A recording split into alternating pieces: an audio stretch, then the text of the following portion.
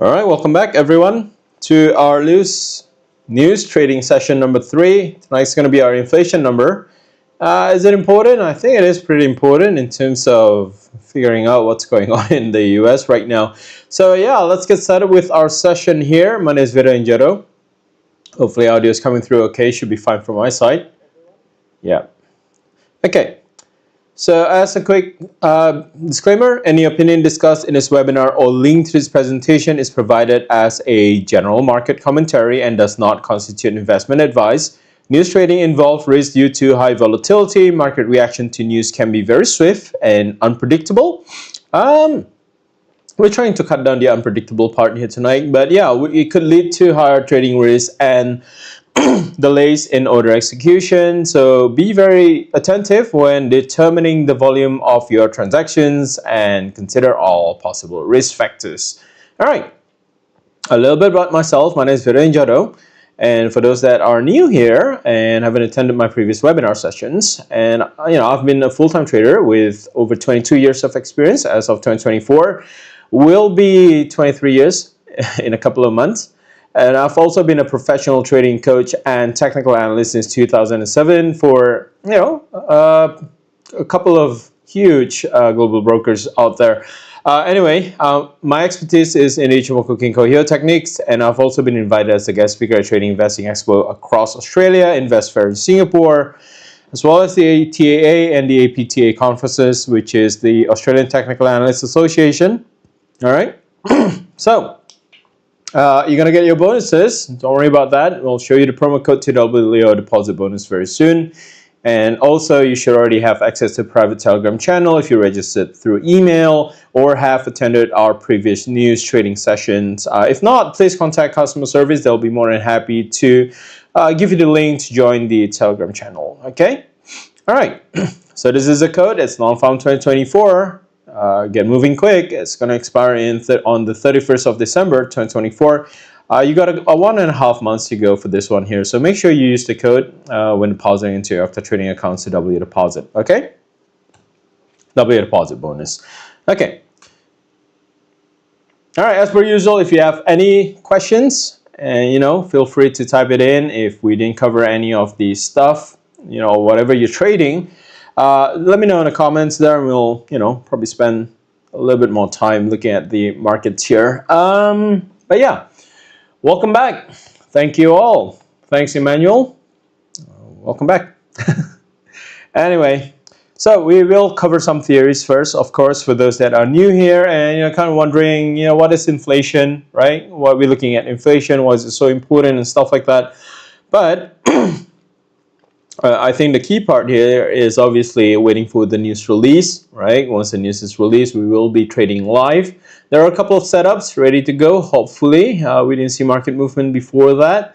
And we'll try to make some sense on some of the major share as well. And, a couple of risks to consider, considering we had the Trump victory as well. We kind of had that red sweep in the US. So, those has to be factored in, okay? All right. So what is inflation? Inflation is a rate at which prices for goods and services rise. And the most commonly used inflation indices are the consumer price index and core inflation. Now, if you're still wondering what inflation is, compared to what it was 10 years ago, your groceries are probably going to be more expensive. Your lunch is probably going to be more expensive. Petrol, not so much. I think petrol prices we had seen higher, 10 years ago or during the global financial crisis. I think we had, worst case in terms of petrol. But, take a look at some of the stuff that you have here. Maybe your mobile phones, you might be watching on your mobile phones right now, right? And this is the simplest explanation that I can give you. If you buy your mobile phones, it does get more costly. On average, it is actually about 100-200 bucks more expensive to buy a mobile phone compared to what it was maybe about 5-6 years ago, right? And goes to show things do get more expensive, and and inflation drives that up as well.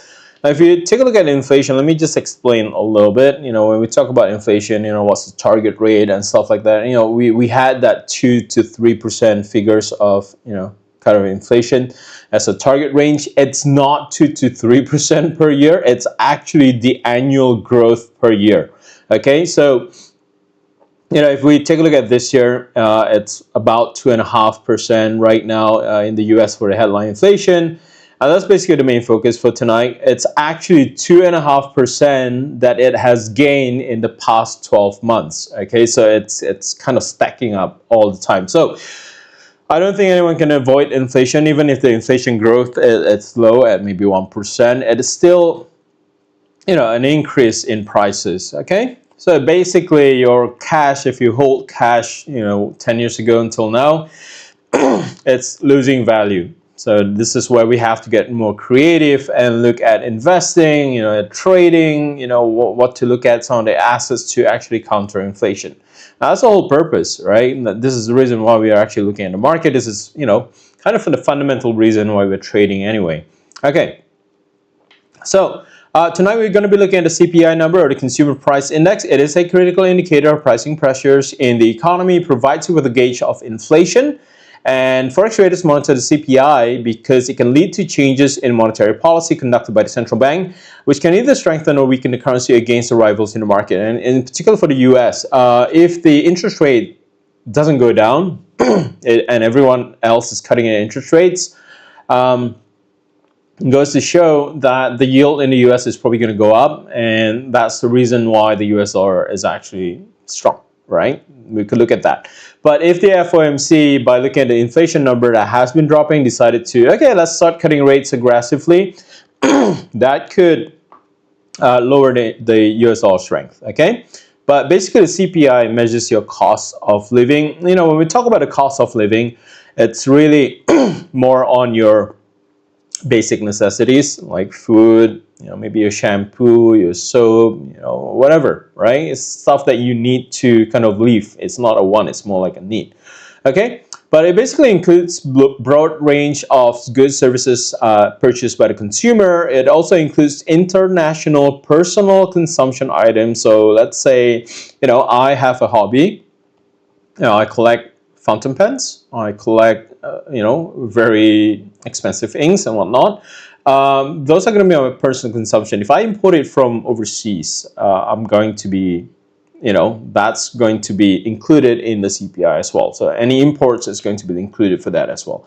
All right, scope excludes changes in interest rates or costs, right? And then tomorrow we're going to be looking at the PPI number. The PPI is obviously on the other side, right? We have the CPI consumer side, and then PPI is actually the producer side. And it measures real growth in terms of output.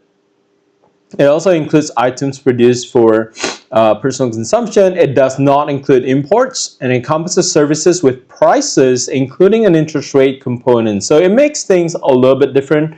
And this is the reason why a lot more traders are going to be focused on the CPI, because they haven't factored in all the interest rate components to kind of produce the stuff. The CPI doesn't include that component. So when we buy something, it's typically higher than what the PPI is. Okay? All right. So the other thing that we're going to be looking at is core inflation. Core inflation refers to the change in prices of goods and services, excluding those from the food and energy sectors. When we talk about food, what we meant by food is more on fresh produce, because it could be seasonal. There could be a flooding somewhere. It could ruin crops. It could ruin the harvest. It could push, fresh produce prices up. Okay, these items are excluded from this measure of inflation, or the core inflation, or the core CPI, because their prices tend to be more volatile. Now, obviously, we are considering as core, we're reading this as core CPI, so it will be based on the CPI numbers, just excluding some of the stuff that we talk about, petrol prices, I think gas prices are also excluded as well. Anything that's volatile, that's kind of excluded.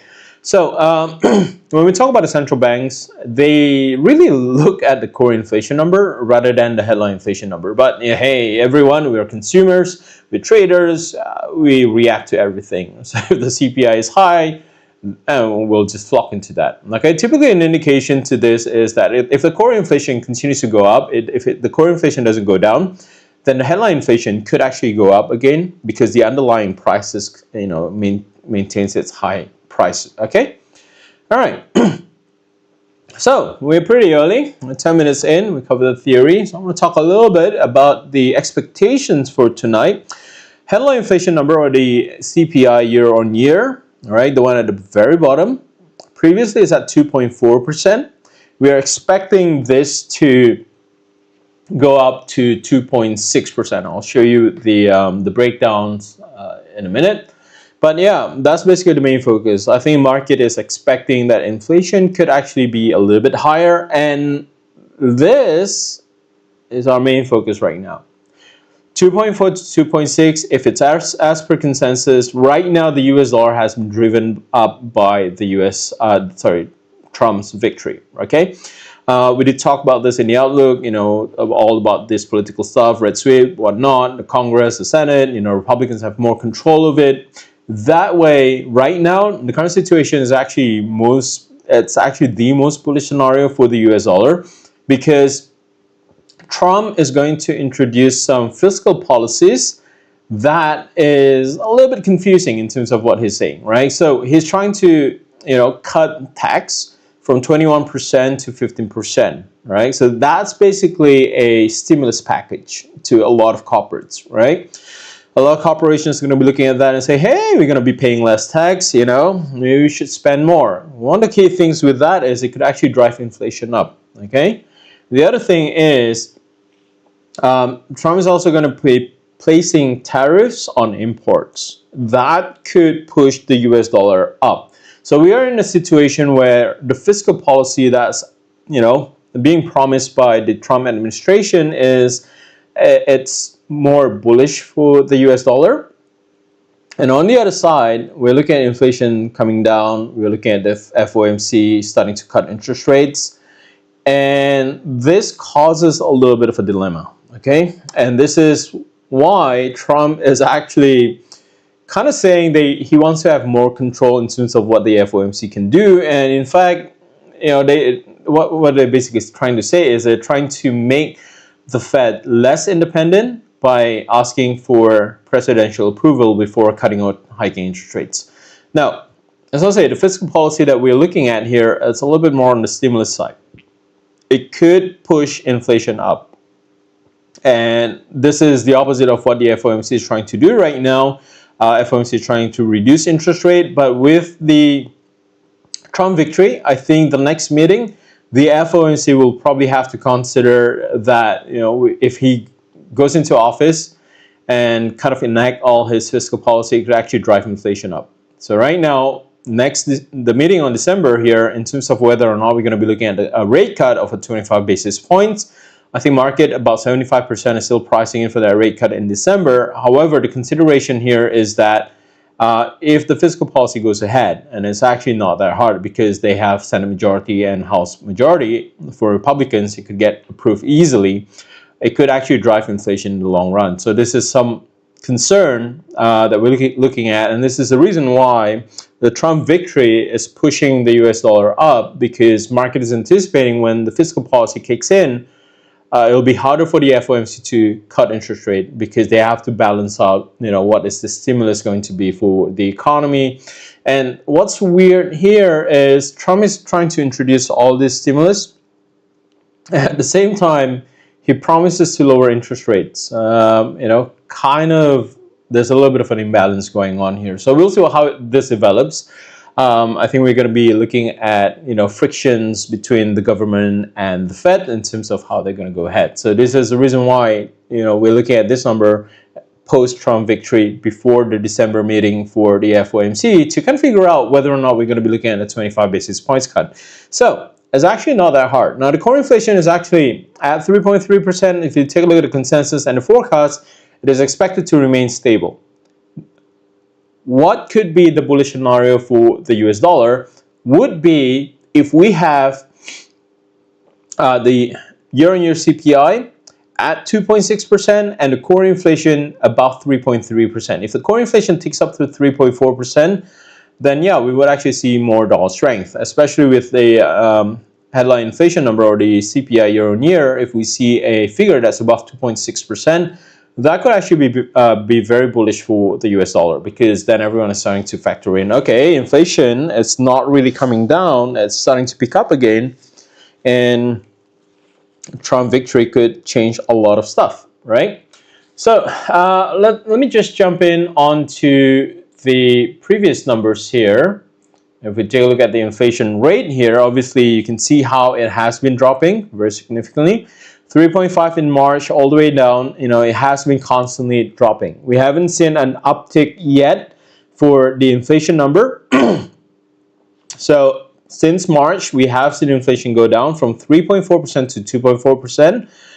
So if tonight we see 2.6, higher than 2.4%, then it could be a little bit of a warning sign that, hey, FOMC probably doesn't need to, be in a hurry to start cutting interest rates, because inflation could pick up. Okay, that's one thing that we are looking at here right now.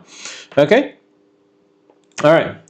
The other number, the core inflation number. So let's get the core inflation. Core inflation has already gone up last month. So if we take a look at the September number, tonight we're going to be looking at the October number. The September number, we have actually seen an uptick on the core CPI. It went up from 3.2 to 3.3%.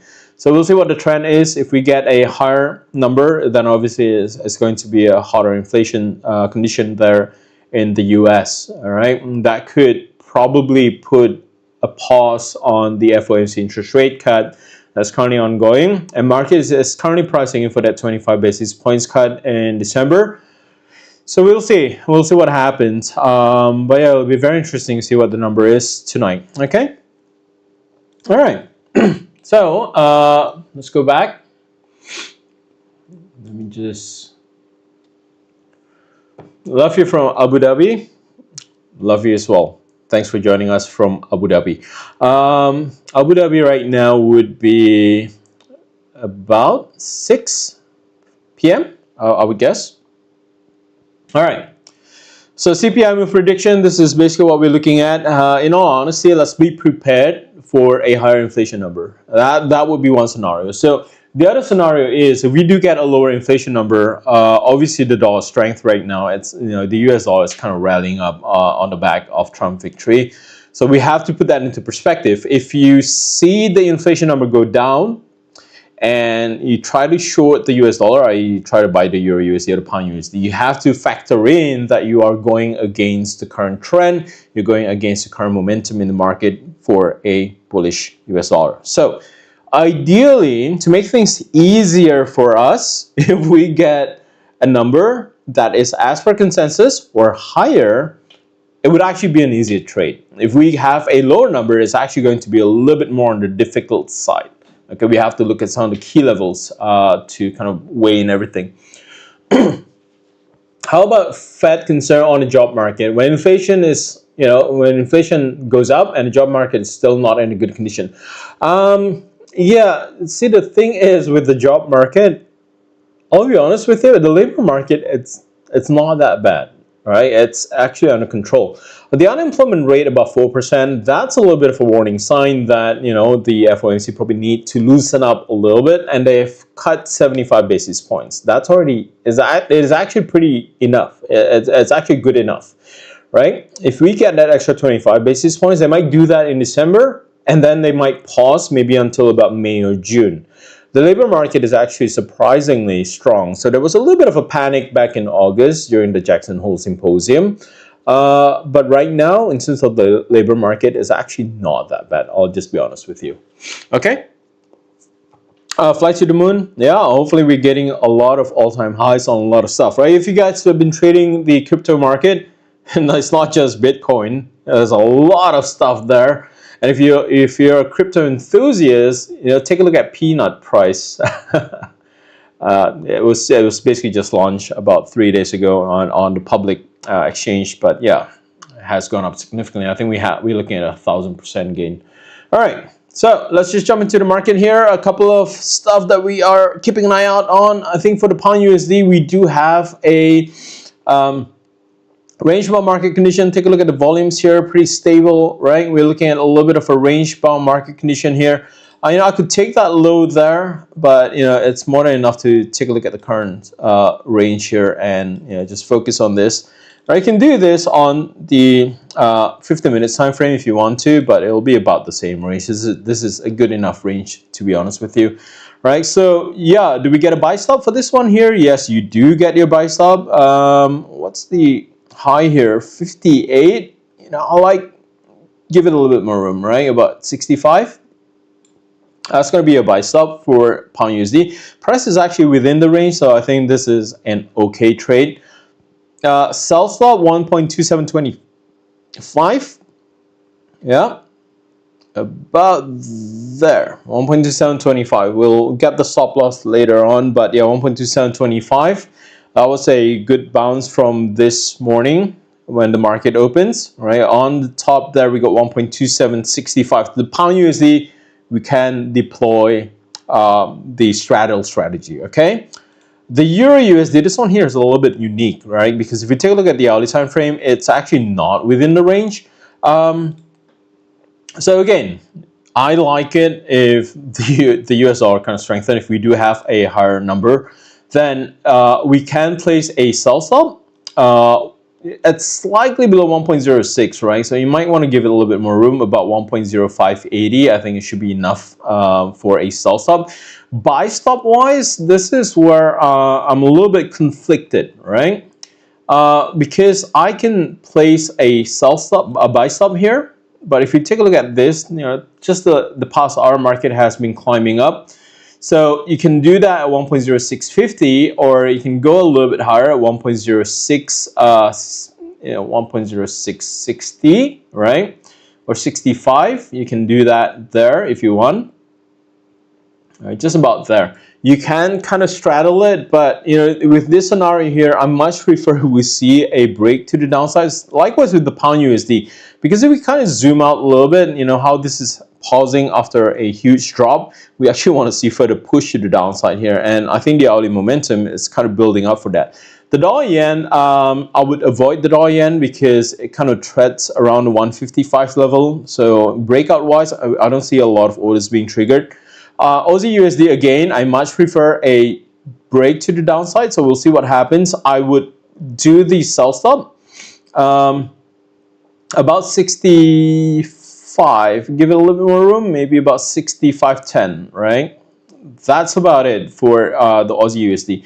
On the flip side, if you do the buy stop, you can have it about 65.50. In all honesty, I don't like to see a buy stop being triggered. I much prefer to see the sell stop being triggered. We have the momentum behind it. I think it makes a lot more sense. Okay, New Zealand USD as well. If you take a look at this, obviously you can see how this has been kind of tracking up a little bit in a little bit more of a channel, right? So I much prefer to see a break below this, and therefore I'm okay with a sell stop. It makes a lot more sense. Do you get what I mean? Because if we take a look at the overall trend, a break to the downside, breaking support makes sense. Makes a lot more sense. Because if it breaks to the upside, then we're countering the market. We're looking at a little bit of a retracement. If your plan is to just get in and out quickly, it shouldn't be a problem. But ideally, I want to see that break to the downside. I really do want to see a little bit more of a significant break to the downside. So with the New Zealand USD, I'm okay with a sell stop. I'm not really too keen on a buy stop on New Zealand USD.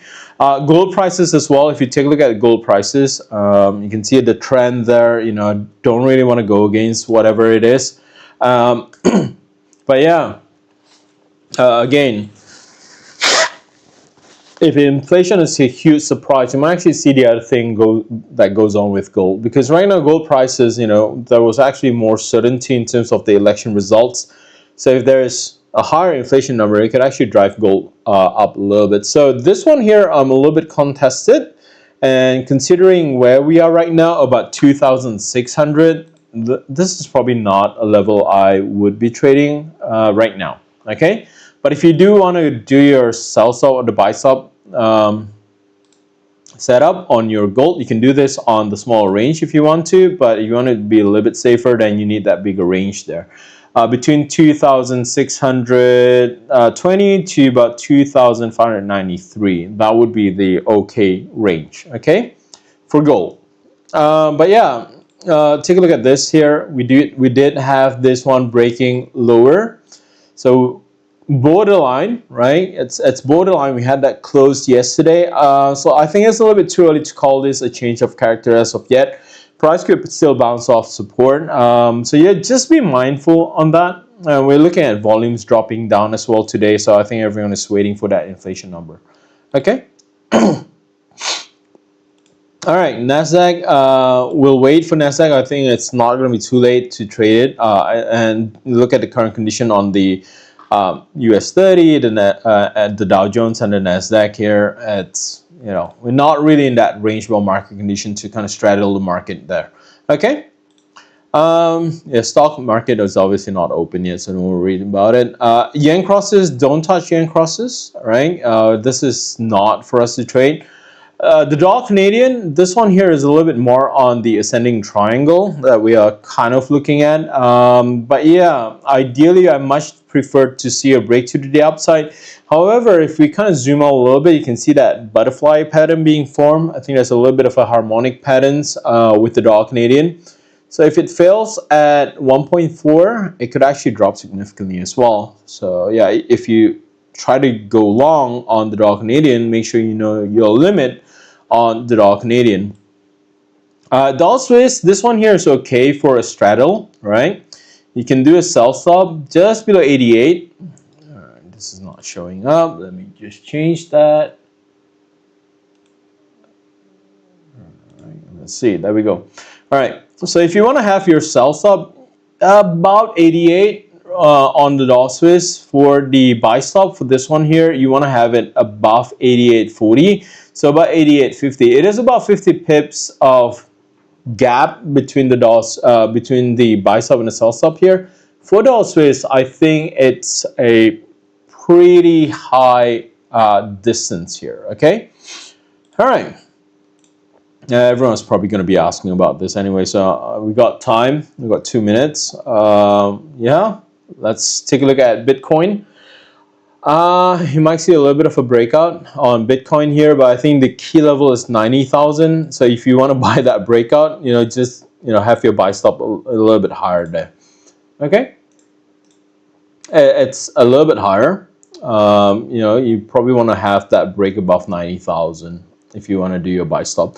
But ideally, the distance is just too big for us to kind of do the buy stop on Bitcoin. We'll take a look at this a little bit later. All right, awaiting numbers to be released. What's it got? 1 minute anyway. So yeah, hopefully we didn't see any movement before it. But Bitcoin, I think it's a little bit more on the sentiment run. We do see the market kind of die down a little bit. Just waiting for fresh catalysts to break out. But the pound USD here, it is in a very solid range here. I do want to see that break to the downside for the pound USD. I'll be honest with you, and we still have targets to about 1.2750 and 1.27 and 1.2650. I think we still have a little bit more room to go. This one has been pausing for a little bit. All right, let's go quickly and just want to double check the momentum here. Yeah, it's looking a little bit top heavy. All right, so you know, I like the setup on the pound USD if we have that sell stop being triggered. Yeah, happy to go for a short on this one here. All right, so I think we got a couple of trade. New Zealand USD is the one without the buy stop. New Zealand USD, I'm okay for a sell stop. Not really too keen on a buy stop. We'll see what happens here. Euro USD is probably going to be the big mover. Dollar yen, we're trying to avoid dollar yen. Aussie USD in a range bound market. New Zealand USD. All right, so we'll see. Numbers should be out. And the number, where's that flash? It was just out there. All right, buy stop's not triggered yet. Everything is triggered. What's the inflation number? It's, yeah, as per consensus. Everything is as per consensus. I don't see anything being of a surprise here. Pound USD and dollar Swiss was triggered. Pound USD, so I need to cancel the pound USD and dollar Swiss, and everything else is still within range, right? So let's see what we get here on the pound USD and the dollar Swiss. Let's take a look at dollar Swiss. Let's see the volume. If the volume starts kicking up a little bit higher and we maintain this position, then I'll leave the whatever it is as is. I'm not liking the pound USD. I'll be honest with you. Numbers is actually as per consensus, so we actually do see inflation pick up for the first time since March, right? I'm not liking this. I don't see that huge run to the upside on the Euro USD. I don't see that breakout on the Aussie USD in terms of range. You know, dollar yen right now is just, you know, kind of flapping around 155. New Zealand USD is still within that channel there. Gold prices still within that channel there. We didn't actually see any strong push or anything like that. I'm not liking the pound USD, so I would get out from the pound USD right now. And I would prefer to have my sell stop for the pound USD at 1.2715. Let's see if this one is triggered. Everything else, it is as per what it is. As I said, I don't like buying the pound USD. I much prefer a short on the pound USD, so I'll have my sell stop on the pound USD. Euro USD, I'll leave it here. Whatever happens here, and we'll make our decisions based on the movement here on the pound USD. Dollar Swiss also, you know, you're looking at that rejections there. We're not going anywhere. It's only been, what, negative 10, 15 pips. I'll close out on the dollar Swiss here. Again, dollar Swiss, I much prefer to have a buy stop. Am I biased? Yes, I'm actually very biased right now. But yeah, 89.45, about 89.45, 89.50 should be an okay buy stop for dollar Swiss. And yeah, I would leave it as it is. You know, no denying in terms of the numbers here that we actually have inflation gone up. 2.4 to 2.6. Core inflation remains stable at 3.3%, still pretty high, still pretty much about 3%. In monthly growth is stable at 0.2%. For the core, it's stable at 0.3% monthly growth. Yeah, look, inflation, it's ticking up higher. I'm not seeing a lot of movement. Could be a non-event. But yeah, if we don't see that market getting pushed around right now, then it could be a non-event. We'll trade. We'll figure out what to do here. Dollar Canadian, dollar Swiss, I'll probably leave it. With the dollar Swiss, I'll have my 88.50 level, 88.45 level, sorry.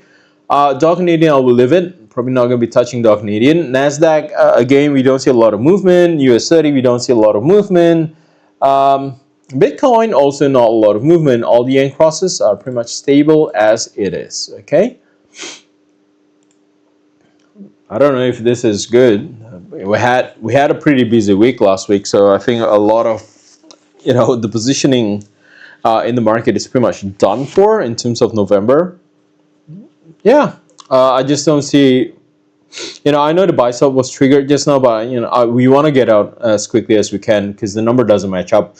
It does point to a higher inflation number here. And you can see the price movement here. We're not really going strong in one direction or anything like that. It's just, you know, really still within range or whatnot.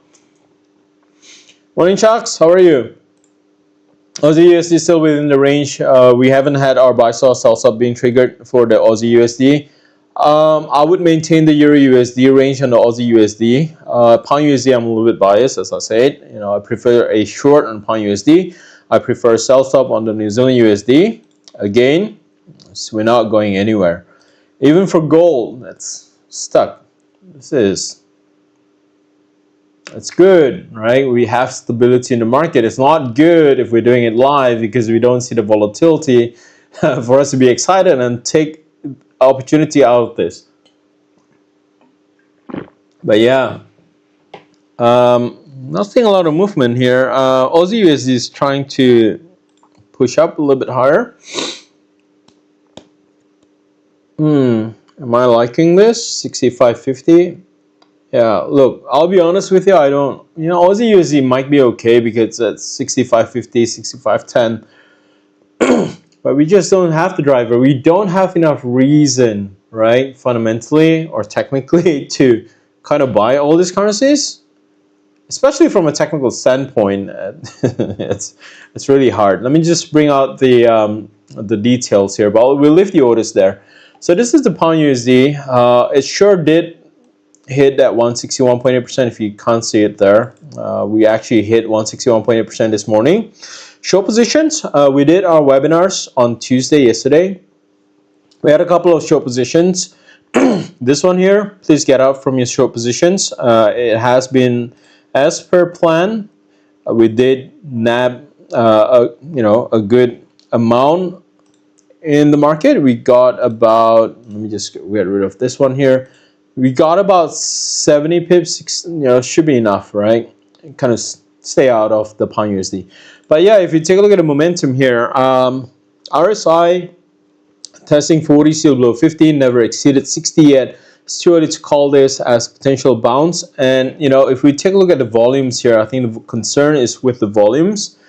We did see the volume increase compared to the previous candle, but we're not really looking at this pushing higher on this one here. So my bias, I'm biased. I'll be honest with you.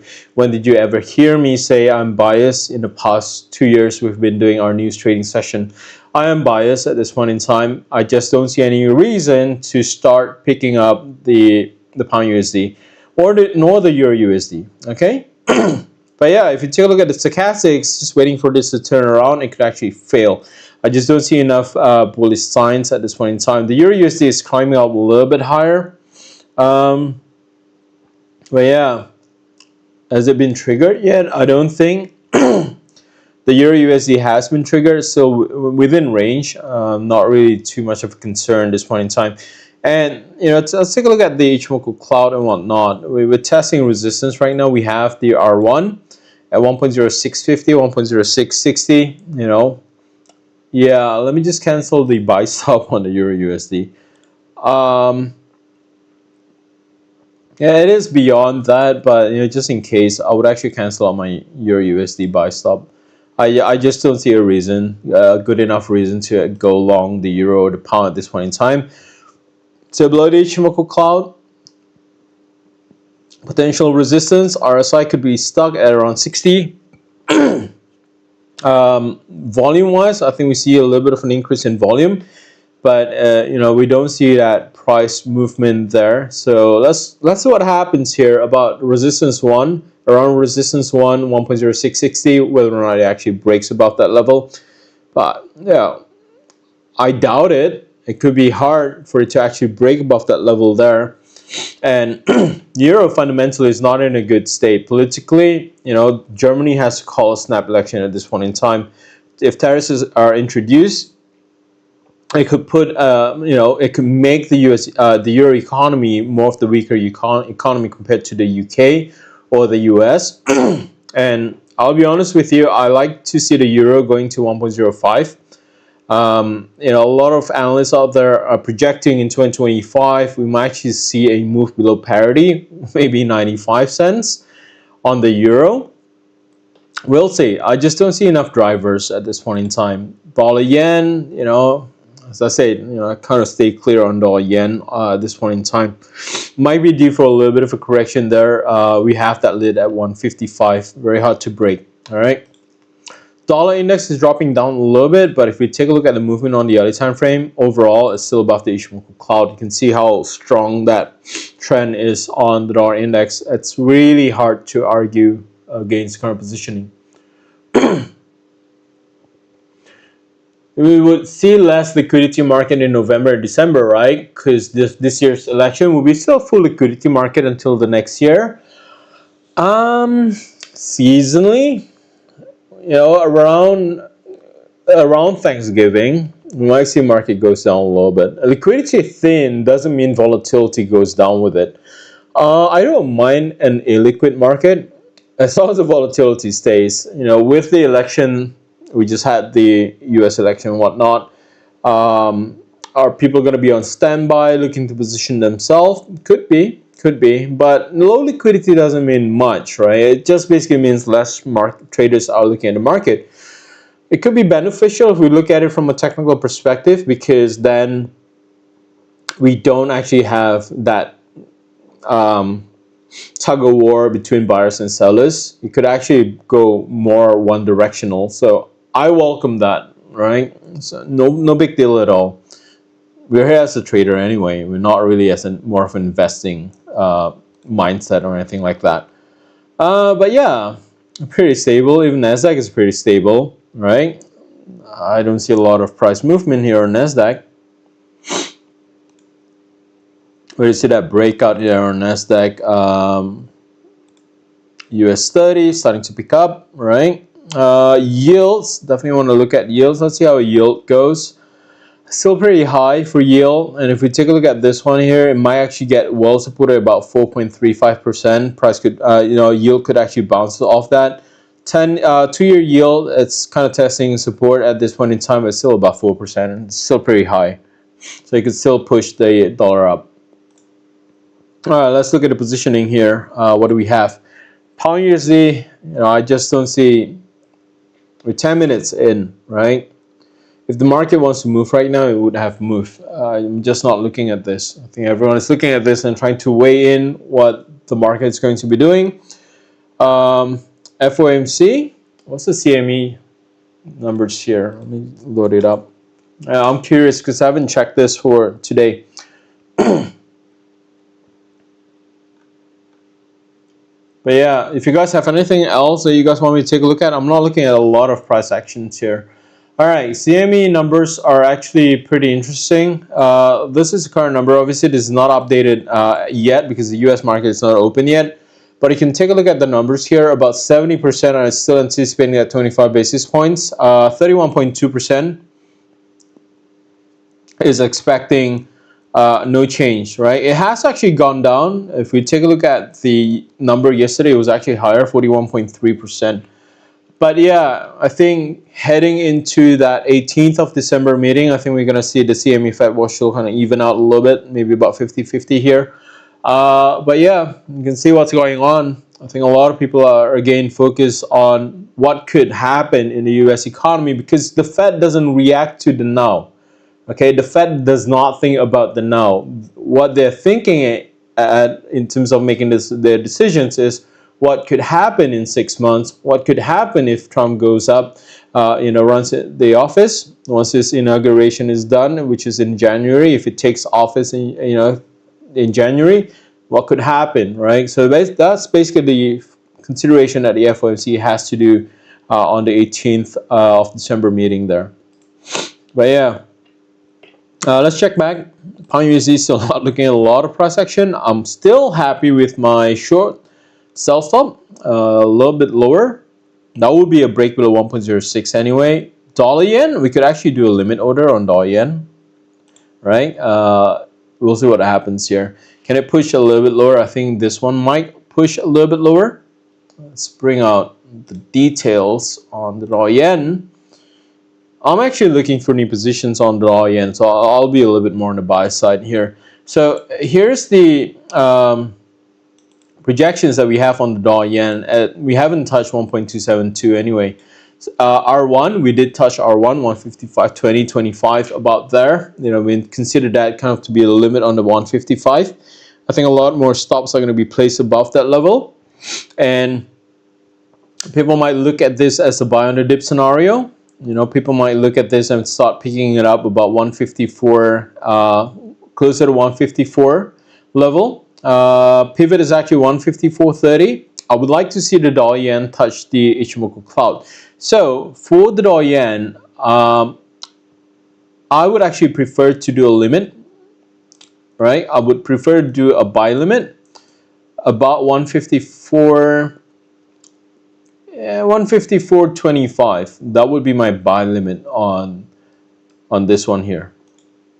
So let me just adjust this here, 154.25. And in terms of my stop loss, I won't go too far on this one here. I will go 153.75, about 50. I think that's actually pretty small for dollar yen. And target wise, I think we can adjust this a little bit higher. We can actually do 155.25. That would give us about 1 yen worth. Risk reward ratio, you can see that it's about 1 to 2. I would do a limit order on dollar yen, but make sure your stop loss is not lower than 153.75, just in case any break below 154 could see price being dragged down lower on the dollar yen. This one here, I think we can plan this out. Pound USD, I'm okay with the sell stop here, and if the sell stop gets triggered, this sell stop, don't leave it for too long, right? The sell stop has to be triggered in the next 2 hours. If it doesn't trigger in the next 2 hours, cancel it out. Okay, just take a note here. Don't say I don't give you a time limit. The sell stop that we have here, the stop orders that we have here, 2 hours after the news is released, if it doesn't hit, close it out. Cancel the order because it'll be out of the context that we have here. This one here, I think if this one gets triggered, my stop loss would be at 1.2775. My take profit would be 1.2650. About there. So it's about 1-to-1 risk reward ratio there. We can probably aim a little bit lower on the pound USD here, but happy to take a 1-to-1 risk reward ratio on the pound USD. Euro USD, this one here for your stop loss, if it triggers at 1.0580, your stop loss is going to be 1.0650, right? And in terms of the target level, 1.0550 to 1.05. But I'll go for that 1.05. In all honesty, I'll turn this into a swing trade if I can. 1.05, it's going to give you a 1-to-1 risk reward ratio. However, if we see that sell stop being triggered, I think we should be able to get a lower stop loss here, a closer stop loss. I wouldn't go on the limit order at this point in time. You can go short right now. Your stop loss would be smaller, right? If you go short right now, your stop loss would be here, about 67.75, right? And your target level would be 1.0550. That would be about 1-to-2 risk reward ratio. I think it makes a little bit more sense for the Euro USD. I think you can probably go short Euro USD right now. Yeah, I'm okay with that. I'll add in 2 more positions if we trigger that sell stop a little bit lower. Aussie USD, you got to be really careful with Aussie USD. If we don't see a quick drop, I'll probably cancel out Aussie USD, because remember, with the Aussies, every 50 pips or every half a cent, it will be a strong level. So this one here, we're looking at 65 cents and then 65.50 as a support. As a resistance, right? So we got support at 65 cents. We need to break, if this sell stop gets triggered, it has to be triggered really quickly. If it doesn't move really quickly, I would, take a look at whatever short losses, small losses that I have and close out the positions. But yeah, New Zealand USD, I'll leave this alone. I would want to see that break below the channel. I'll keep the sell stop there. Stop loss, this one here, if we take a look at the retracements that we have, we're looking at about 61.8% right now. So yeah, sell stop on this one here. Your stop loss is going to be about 59.50, and your target, we want to see a break below 59. Happy to go with 58.75. Are we going to get a 1-to-1 risk reward ratio? Yeah, about 1-to-1 risk reward ratio. But I'll target 75 first. Closer to that, we'll probably make adjustment to 50, but this is what it is. I think I'm okay with that. All right, Euro USD should be going good right now. On the Euro USD, I'm happy with the Euro USD. The Pound USD is just waiting for that breakdown. But yeah, I'm not bearish the US dollar. In all honesty, I think that's still fits into our outlook where we anticipate the dollar to still kind of continue. Can we buy limit the sterling yen? No. For one good reason, because the sterling here, if we take a look at it, it's rather flat, right? I can zoom out and you guys can see it's rather flat. The euro yen as well. It's just a different scenario with the dollar yen. We can do buy limit on the dollar yen, but if we anticipate the pound USD to kind of weaken, we might expect the sterling yen to kind of be dragged down with it. And, so I wouldn't go with the buy limit on the sterling yen at this point in time. There's a lot of risk with yen crosses. Let me just warn you on this one here. So politically, I don't think it's stable. Ishiba remains as a prime minister, but with a minority government. So it's going to be very hard for him to pass any laws. Any fiscal policies, it's really hard for his government to actually push it out. And also, we got to factor in that the Bank of Japan is probably going to be doing an interest rate hike in December. I think market is still pricing in for that. They might, as I say, this week, I think I mentioned this in the outlook. I don't expect an intervention, but it's just there buzzing like a fly. We don't know what Japan is going to do. I still don't expect an intervention, but the Bank of Japan could actually move interest rate just to stabilize the currency market. And the Bank of Japan probably say, "Oh, I don't really care about the FX market and whatnot." Rubbish, right? Bank of Japan right now, I don't think it's very independent. I think it's heavily influenced by political stuff in Japan. What about gold? How far can it go below? At this point in time, let me just go back to gold. I think the key level to watch out for right now is that we're looking at 2,600, right? So, if you guys like this, I like this. I do have this for fun. This is my, for fun. But yeah, this is really good. If you didn't know why it's actually rallying up, have you guys heard the news? There's actually Department of Government Efficiency, which is DOGE, right? DOGE. This has been rallying up. Elon Musk is going to be heading that, and this is official. This is not a joke. There's going to be a new government department in the US called Department of Government Efficiency. They're trying to cut down the expenditure by about 2 trillion. It's actually very interesting. This is actually very interesting. So yeah, kind of hint for some of you guys there. But yeah, let's take a look at gold. In terms of how far this can go down, it's actually going to be really hard. I think there was actually a question yesterday. Is there a possibility for gold to go all the way down to 2,300 in November? I think this was yesterday. I know this is not in English. But yeah, my answer to that is I don't expect that slide to the downside. Remember, gold is actually still pretty good, right? It just doesn't have the catalyst to go up because gold as a safe haven asset relies on uncertainty in the market. And that's basically what gold traders want. If there's confusion in the market, gold's probably going to go up. But if we don't have confusion in the market, there's actually not a driver in gold. At the same time, we don't have the catalyst to start selling gold. In fact, if you trade, take a look at gold right now. You have to focus on 2,600 as that floor on gold, right? So 2.6, it's basically where price is currently holding on. So if you zoom in onto the intraday scale, we are actually at the lower end, right? So what makes more sense on gold here? If we look at it from a daily perspective, I think it's a cheap price to buy in. However, if we take a look at it on the hourly perspective, overall this is still below the Ishimoku cloud. I doubt this can go any lower than 2,580, right? I think that would be the floor on gold. It's about 20 bucks below 2,600.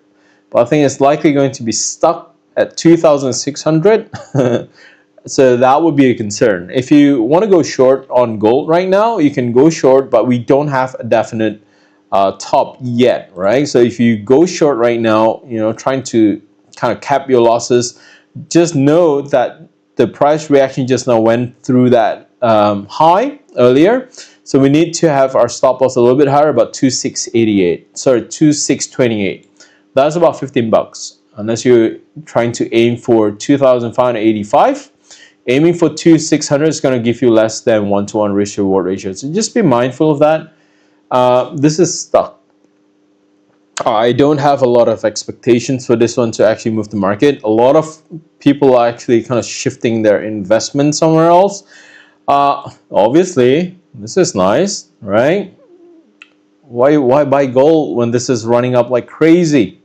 Someone already said that it's time to go fly to the moon and whatnot. Post-election, you can see the run-up. It's ridiculous. I think this is expensive, but hey, this is a market driven by sentiment. It's so close to 90,000. Everyone is just trying to break that 90,000. Once it breaks 90,000, you know what everyone is going to start thinking? They want to go for that 100,000. So I'll just be honest with you. This one here, I will probably just go long and hold it until it hits 100,000 and get out.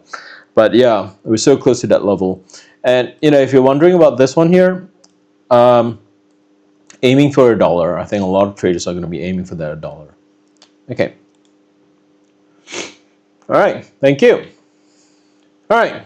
So that's sums it up. Yeah, I'm not looking at a lot of price movement.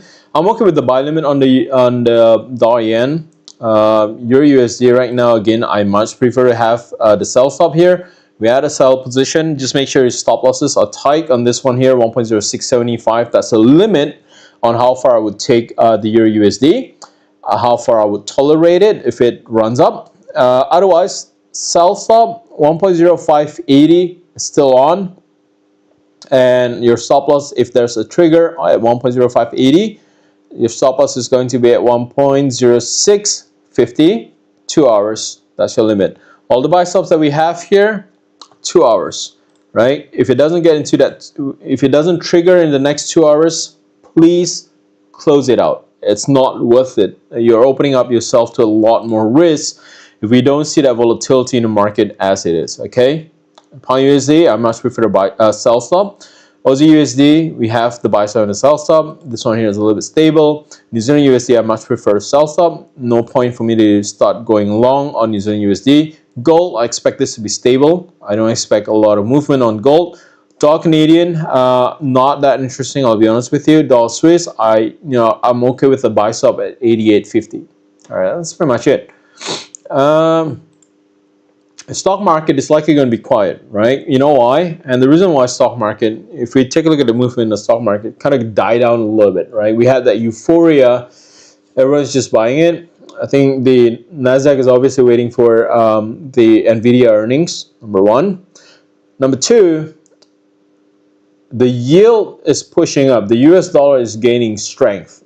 And that yield, if it continues to go up, that's a cause of concern for stock traders. So equity traders are going to be concerned about high yields, and they'll probably start slowing down in terms of buying in onto the stock market. So that's the side about equity market that we need to consider as well at this point in time. Okay, so don't think that, oh yeah, it hit its all-time high, it's going to continue breaking higher. If you take a look at the movement on the daily time frame, it has slowed down this week. Okay, just be mindful of that. So even Nasdaq has slowed down in the past 3 days. We don't see a lot of price movement unless we have that strong catalyst for a breakout to the upside, which that's probably going to come in when Nvidia releases their earnings. I believe on the 20th. I think it is next week, right? If I'm not mistaken. Just let me check very quickly here. Even though you don't trade this, you still need to know what it is. November, yeah, 20th of November. The 20th of November is going to be next Wednesday. So yeah, I think market could actually pause for that, waiting for that breakout to happen next week. So just be mindful. Today it's already Wednesday. Tomorrow it's going to be Thursday. So I'm going to be looking at the equity market to kind of die down a little bit in terms of the euphoria. But yeah, I don't have anything else. I'm okay with the short and the Euro USD. It's just hugging it there. Just make sure your stop losses are being placed there. All right, cool. Okay, so this is the code again. It's non-farm 2024. Make sure you use the code when depositing into your Octa trading accounts. Still valid until the 31st of December 2024. And yeah, sometimes we get a quiet days like this. It's pretty good, right? We're able to kind of look at the market without a little bit of a rush, plan our things ahead. But yeah, any questions so far for the session tonight?